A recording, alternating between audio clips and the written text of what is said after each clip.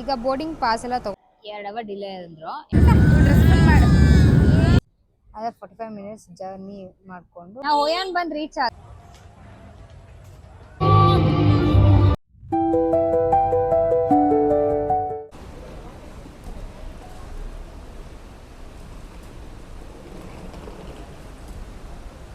Hi everyone, ಇವಾಗ time ಬಂದು around 5:10 ಆಗಿದೆ ಬೆಳಗ್ಗೆ.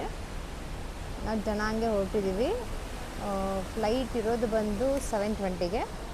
ಚೆಕ್-ಇನ್ ಎಲ್ಲ ಮುಗಿಸ್ಕೊಂಡು ಹೊರಡೋಷ್ಟರಲ್ಲಿ ಅಷ್ಟೊತ್ತಾಗುತ್ತೆ. ಸೊ ಡನಾಂಗ್ ಟು ಹೊಯಾನ್ ಟ್ರಾವೆಲ್ ಮಾಡಬೇಕು. ಅಲ್ಲಿಂದ ಒಂದು 45 ಮಿನಿಟ್ಸ್ ಆಗುತ್ತೆ. ಸೊ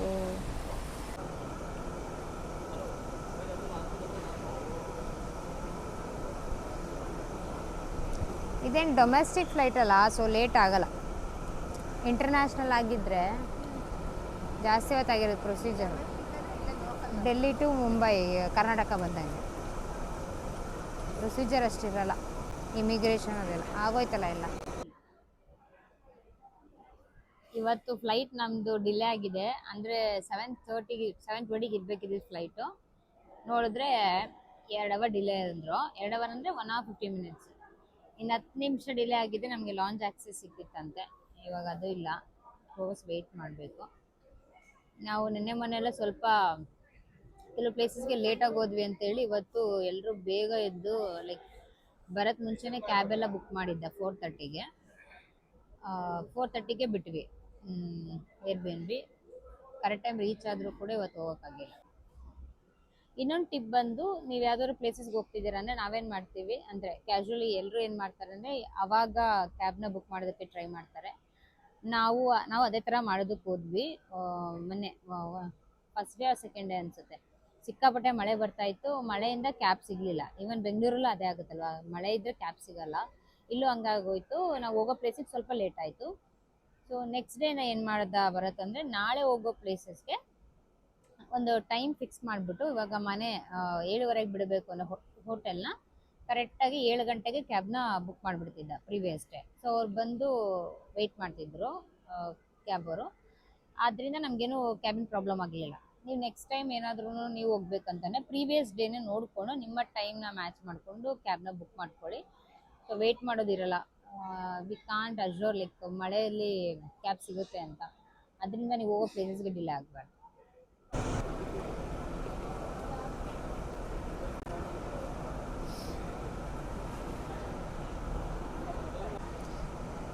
ಈಗ ಬೋರ್ಡಿಂಗ್ ಪಾಸ್ ಎಲ್ಲ ತೊಗೊಂಡ್ವಿ. ಬ್ಯಾಗೇಜಸ್ ಎಲ್ಲ ಚೆಕ್-ಇನ್ ಆಯಿತು.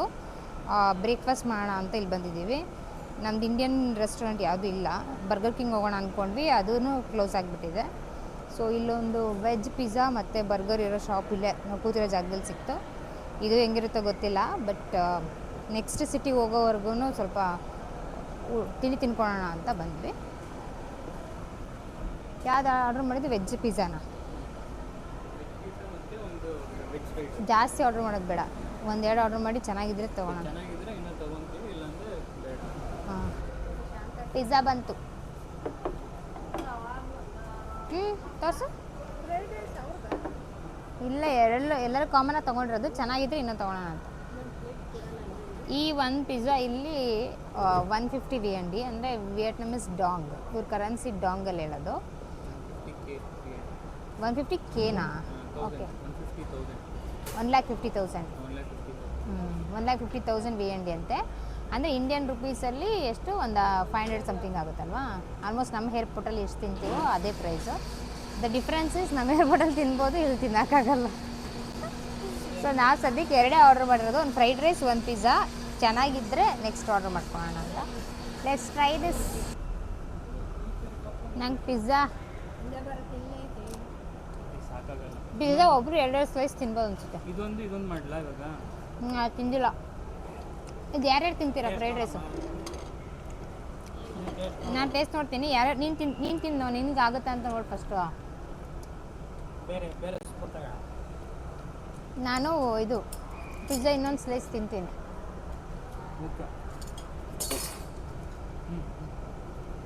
ನಾನು ತಿಂತೇನೆ, ನನಗೆ ಸೇರಲ್ಲ ಅಂತ ನಂಗೆ ಗೊತ್ತು.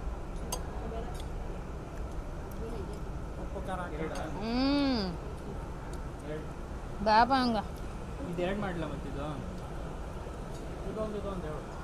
ಬೇಡ ಇದು ಯಾರು ತಿನ್ನಲ್ಲ. ಆಯ್ತು ಇದೆರಡ ಇನ್ನೊಂದು ಪಿಸೆ ಇನ್ನೊಂದು ಹೇಳಿ ಸಾಕು. ಒಂದು ಸಾಕಾ? ಇಲ್ಲಿ ವೆಜ್ ಕೂಡ ತಿನ್ನೋಕ್ಕಾಗಲ್ಲ. ಸೊ ಏನೇ ತಿನ್ನಂಗಿದ್ರು ಫಸ್ಟ್ ಒಂದು ತೊಗೊಂಡು ಟೇಸ್ಟ್ ಮಾಡಿ ಆಮೇಲೆ ನೀವು ಡಿಸೈಡ್ ಮಾಡ್ಕೊಳ್ಳಿ. ಯಾಕಂದರೆ ಎಲ್ಲನೂ ಕಾಸ್ಟ್ಲಿ ಇರುತ್ತೆ. ಸುಮ್ಮನೆ ದುಡ್ಡು ವೇಸ್ಟು, ಈ ಕಡೆ ಫುಡ್ಡು ವೇಸ್ಟು ಎರಡೂ ಆಗುತ್ತೆ. ಆ ಫ್ರೈಡ್ ರೈಸ್ ನೋಡಿದ್ರೆ ಬಾಯಲ್ಲಿ ಇಡೋಕ್ಕಾಗಲ್ಲ. ಸೇಮ್ ಒಳ್ಳೆ ನಾನ್ ವೆಜ್ ಥರನೇ ಅನಿಸ್ತದೆ. ಪಿಜ್ಜಾ ಓಕೆ ತಿನ್ಬೋದು. ಗೇಟ್ ನಂಬರ್ 4 ಅಲ್ಲ? ವಾ ವಾ ವಾ ಇಲ್ಲಿದೆಯಲ್ಲ ಗೇಟ್ ನಂಬರ್ 4 ಇದೆ.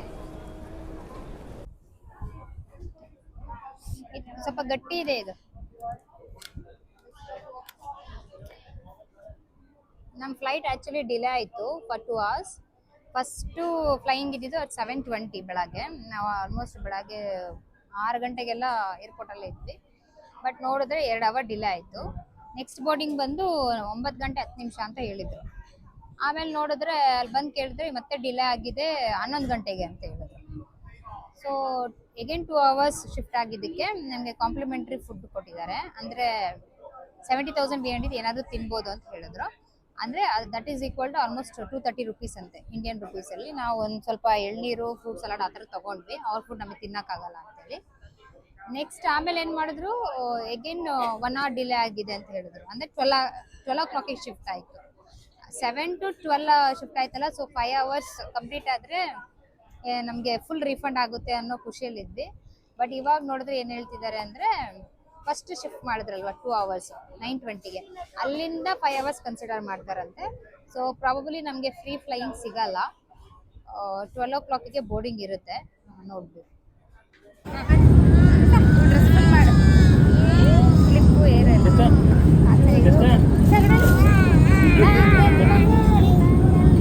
ಫುಲ್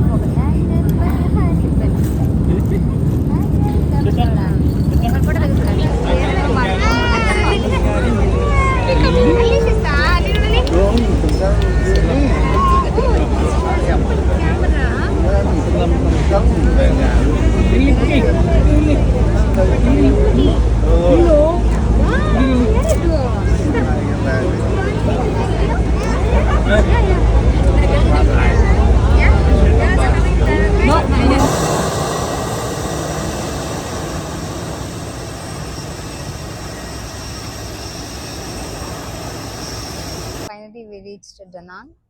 ಬಟ್ ನೋಡಿದ್ರೆ ಫುಲ್ ಮಳೆ ಬರ್ತಾ ಇದೆ. ಲ್ಯಾಂಡಿಂಗ್ ಸ್ವಲ್ಪ ಟೆರಿಬಲ್ ಆಗಿತ್ತು, ಸ್ವಲ್ಪ ಭಯನೂ ಆಯಿತು. ಬಟ್ ನಮ್ಮ ಕ್ಯಾಪ್ಟನ್ ಸೇಫ್ ಲ್ಯಾಂಡಿಂಗ್ ಮಾಡಿದ್ರು. ಶಸ್ತಾ ಮಲಗಿದ್ದಾಳೆ. ಆಲ್ರೆಡಿ ಹೋಯಾನ್ಗೆ ನಾವು ಕ್ಯಾಬ್ ಬುಕ್ ಆಗಿದೆ. ಬಟ್ ಫ್ಲೈಟ್ ಡಿಲೇ ಆಗಿರೋದ್ರಿಂದ ಭರತ್ ಇನ್ಫಾರ್ಮ್ ಮಾಡಿದ್ದ ಡ್ರೈವರ್ಗೆ. ಅವ್ರು ಓಕೆ ಅಂತ ಹೇಳಿದ್ದಾರೆ. ಇಲ್ಲಿಂದ ಇಳಿದ್ಬಿಟ್ಟು ನಾವು ಅದೇ 45 minutes ಜರ್ನಿ ಮಾಡಿಕೊಂಡು ಹೋಯಾನ್ ರೀಚ್ ಆಗಬೇಕು. ಇದ್ರ ಮಧ್ಯೆ ಏನಾದರೂ ಊಟ ಮಾಡೋದಾ ಇಂಡಿಯನ್ ರೆಸ್ಟೋರೆಂಟ್ಸಲ್ಲಿ, ಅಥವಾ ಅಲ್ಲಿ ಹೋಗಿ ಊಟ ಮಾಡೋದಾ ನೋಡಬೇಕು. ಏಕೆಂದರೆ ಹೋಯಾನಲ್ಲಿ ಇಂಡಿಯನ್ ರೆಸ್ಟೋರೆಂಟ್ಸ್ ತುಂಬ ಕಡಿಮೆ ಅಂತ ಇರೋದು. ಸೊ ಇಲ್ಲಿ ಯಾವುದಾದ್ರು ಸಿಕ್ಕಿದ್ರೆ ಇಲ್ಲೇ ಊಟ ಮಾಡ್ಕೊಂಡು ಹೋಗೋಣ ಅಂತ ಅಂದ್ಕೊಂಡಿದ್ದೀವಿ. ಶಸ್ತಾ ಬೇರೆ ಬೆಳಗ್ಗೆಯಿಂದ ಏನೂ ತಿಂದಿಲ್ಲ. ಅಲ್ಲಿ ಇದ್ದಿದ್ರೆ, ಅಂದರೆ ಅಲ್ಲಿಂದ ಹಣದಿಂದ ಹೊರಟಿದ್ರೆ ಏನಾದರೂ ದೋಸೆ ಎಲ್ಲ ಮಾಡಿಕೊಂಡು ತೊಗೊಂಡೋಗ್ತೀವಿ. ಇವತ್ತು ತುಂಬ ಬೇಗ ಬಿಟ್ಟಿದ್ರಿಂದ ಅವ್ಳಿಗೇನು ಕ್ಯಾರಿ ಮಾಡಲಿಲ್ಲ. ಬಟ್ ನಮ್ಮ ಹತ್ರ ಜೋಳದ ರೊಟ್ಟಿ ಇತ್ತು, ಅವಳಿಗೆ ಇಷ್ಟ, ಅದು ಫೇವ್ರೆಟ್ಟು. ಬಟ್ ಅದು ತಿಳ್ಕೊಂಡೋಗಿ ಹೋದರೆ ತುಂಬ ಗಂಟ್ಲಿಗೆ ಸಿಗಾಕೊಂಡಂಗೆ ಆಗುತ್ತೆ. ಅದನ್ನು ಸ್ವಲ್ಪ ನೀರಲ್ಲಿ ವೆಟ್ ಮಾಡಿ ತಿನ್ನಿಸಿದ್ವಿ. ಅವಳು ಅಷ್ಟೇನು ತಿನ್ನಲಿಲ್ಲ.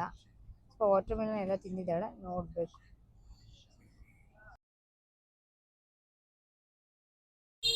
ನಾವು ಹೋಯಾನ್ ಬಂದು ರೀಚ್ ಆದ್ವಿ ಅರೌಂಡ್ 4 o'clock ಅನ್ಸುತ್ತೆ. ಅಲ್ಲಿ ಏರ್ಪೋರ್ಟಿಂದ ಆಲ್ರೆಡಿ ಬುಕ್ ಮಾಡಿ ಡ್ರೈವರ್ ವೆಯ್ಟ್ ಮಾಡ್ತಾ ಇದ್ರು. ಸೊ ಹೋಟೆಲ್ಗೆ ಬಂದು ಸ್ವಲ್ಪ ಫ್ರೆಶ್ ಅಪ್ ಆಗಿ ಈಗ ಊಟಕ್ಕೆ ಹೋಗೋಣ ಅಂತ. ಏಕೆಂದರೆ ಬೆಳಗ್ಗೆಯಿಂದ ನಾವು ಒಂದೇ ಸತಿ ಊಟ ಮಾಡಿರೋದು. ನೀವು ನೋಡಿದಿರೋ ಹಂಗೆ ಬರೀ ಎಳ್ನೀರು ಅದೆಲ್ಲ ಕುಡಿದ್ಬಿಟ್ಟು ಅದೇ ಸಾಕಾಗಿತ್ತು. ನಾವೇನು ಅಂದ್ಕೊಂಡ್ವಿ, ಇಂಡಿಯನ್ ರೆಸ್ಟೋರೆಂಟ್ಸ್ ಅಷ್ಟೊಂದು ಇಲ್ಲ ಇಲ್ಲಿ ಅಂತ ಅಂದ್ಕೊಂಡಿದ್ದೀವಿ ಹೋಯಾನಲ್ಲಿ. ಬಿಕಾಸ್ ಇದು ತುಂಬ ಇಂಟೀರಿಯರ್ ಇದೆ, ಔಟ್ಸ್ಕರ್ಟ್ಸ್ ಆಫ್ ದ ಸಿಟಿ. ನೋಡಿದ್ರೆ ನಮ್ಮ ಹೋಟೆಲಿಂದಾನೇ ಜಸ್ಟ್ 1 kilometer ಇತ್ತು ಹೋಟೆಲು, ಮಹಾರಾಜ ಅಂತ. ಇವತ್ತೇನು ಪ್ಲಾನಿಂಗ್ ಇತ್ತು ಅಂದರೆ coconut boat ride along with that Hoi An impression theme park ಅಂತ, ಆ 2 ಪ್ಲೇಸಸ್ಗೆ ಹೋಗೋಣ ಅಂತ. ಅದ್ರ ಜೊತೆಗೆ ಇರೋದು, ಅಲ್ಲಿ ಹೋಗೋಣ ಅಂದ್ಕೊಂಡ್ವಿ. ಬಟ್ ಕೊಕೊನಟ್ ಬೋಟ್ ರೈಡ್ಗೆ ಲಾಸ್ಟ್ ಟೈಮಿಂಗ್ ವಾಸ್ 5 o'clock ಅಂದರೆ 1 hour ಬಿಫೋರ್ ಅಡ್ಮಿಷನ್ ಮಾಡ್ಕೋತೀವಿ ಅಂತ ಹೇಳಿದರು. ಬಟ್ ನಾವಿಲ್ಲಿ ರೀಚ್ ಆದಾಗಲೇ 4 ಗಂಟೆ ಆಗಿತ್ತು. ಸೊ ಅವಾಗ ಹೋದ್ರೂ ಹೋಗೋಕ್ಕಾಗಲ್ಲ ಅಂತ ಗೊತ್ತಾಯಿತು. ಅದಕ್ಕೆ ಅದ್ರ ಜೊತೆಗೆ ಊಟ ಬೇರೆ ಮಾಡಬೇಕಿತ್ತು. ಸೊ ಇದೊಂದು ಇಂಪ್ರೆಷನ್ ಥೀಮ್ ಪಾರ್ಕ್ ಹೋಗೋಣ ಅಂತ, ಅದು 8ರಿಂದ 9 ಒಂದು ಶೋ ಇದೆಯಂತೆ, ಅದಕ್ಕೆ ಹೋಗೋಣ ಅಂತ. ಅದಕ್ಕೆ ಮುಂಚೆ ಊಟ ಮುಗಿಸೋಣ ಅಂತ ಇಲ್ಲಿ ಬಂದ್ವಿ. ನಾಳೆ ಬೆಳಗ್ಗೆ ಏನೂ ಅಷ್ಟು ಪ್ಲ್ಯಾನ್ಸ್ ಇಲ್ಲ, ಮಧ್ಯಾಹ್ನವರೆಗೂ ರಿಲ್ಯಾಕ್ಸ್ ಮಾಡೋಣ ಅಂತ ಅಂದ್ಕೊಂಡಿದ್ದು. ಸೊ ಇವಾಗೇನು ಅಂದ್ಕೊಂಡಿದ್ದೀವಿ, ನಾಳೆ ಬೆಳಗ್ಗೆ ಕೊಕೊನಟ್ ಬೋಟ್ ರೈಡ್ ಹೋಗೋಣ ಅಂತ. ಸ್ಟ್ರೀಟ್ ಶಾಪಿಂಗ್ ಚೆನ್ನಾಗಿರುತ್ತೆ ಅನ್ಸುತ್ತಲ್ಲ, ಬಟ್ಟೆ ಅಂಗಡಿಯಲ್ಲಿ ಬಟ್ಟೆ ಚೆನ್ನಾಗಿ ಕಾಣಿಸ್ತಾ ಇದೆ ನೋಡಲ್ಲಿ.